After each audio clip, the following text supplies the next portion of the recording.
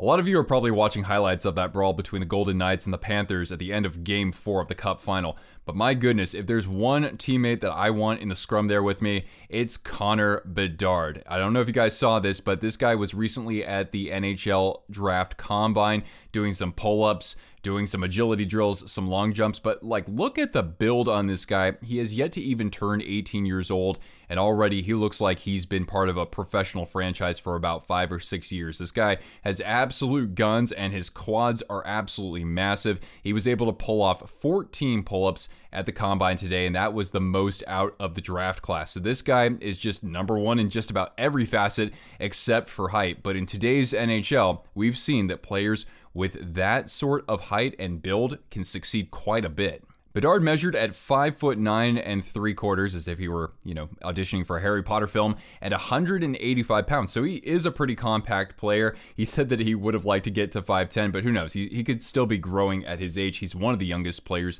in the draft. And you look at players who've succeeded in recent history at that sort of similar build, especially when it comes to center. You look at players like Jack Hughes, and it's not just his speed that's at the forefront of his strengths. He's able to win those puck battles. He's able to dig the puck out of the corner and create plays in a variety of ways. You've got Braden Point out there, right? Mr. Clutch in the playoffs. Somebody like Vincent Trocheck, 5'11", 184 pounds. A couple wingers out there as well. Kucherov, who's won a Hart Trophy, 5'11", 181. Jonathan Marchessault, we know the great Stanley Cup playoffs he's had, 5'9", 183 pounds, although he was undrafted.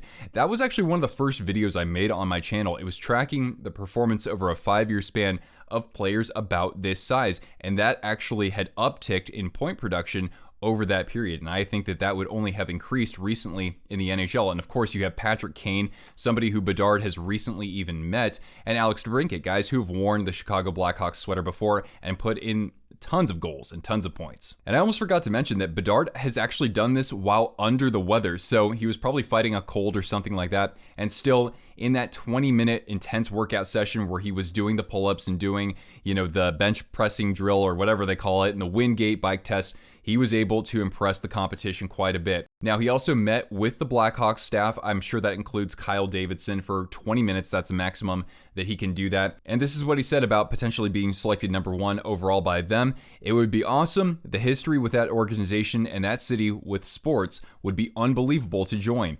We'll see what happens. If they do select me, that would be a huge honor. Now, Bedard had also mentioned that in the offseason, he plans to improve his skating even more. And when it comes to his offensive skills, especially his one-timer and his ability to score goals from the dirty areas. Now, of course, look at the build, look how compact this player is, and you also have to consider the other players on the Chicago Blackhawks roster. So the highest scorer on that team right now who's under contract for next season is Andreas Athanasiou with a whopping 40 points in a full season. So Bedard being able to score those goals in the dirty areas and using his skating to prolong plays, that's going to be very important for him to be able to kind of manufacture a lot of that offense by himself. I think one other thing is that it really sets a good example for his teammates when you see just how committed he is to his health and fitness. You consider that the Hawks have another first-round draft pick this year. They have 4 second-round draft picks. They have 2 third-round draft picks. And a couple of those players could be teammates with Bedard in the next couple of seasons. So they want to see somebody like that leading by example. Anyway, guys, let me know your thoughts in the comments. How do you expect Bedard to play this next season? Do you have any idea who his line mates could be? The Hawks have a lot of cap space to work with in addition to all these draft picks. So it's going to be a very busy offseason with them aside from Connor Bedard. Let me know your thoughts in the comments down below and stick around for more content like this, even though I don't really produce too many videos like this. I am, though, very much looking forward to the NHL draft, especially for my favorite team, the San Jose Sharks, who have 12 picks.